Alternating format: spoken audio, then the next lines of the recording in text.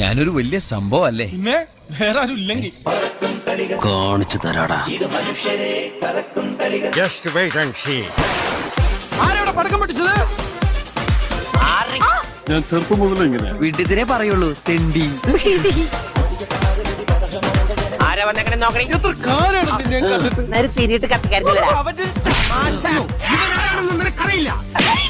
നിനക്കും അറിയില്ല ഞാൻ ഒരു വലിയ സംഭവം.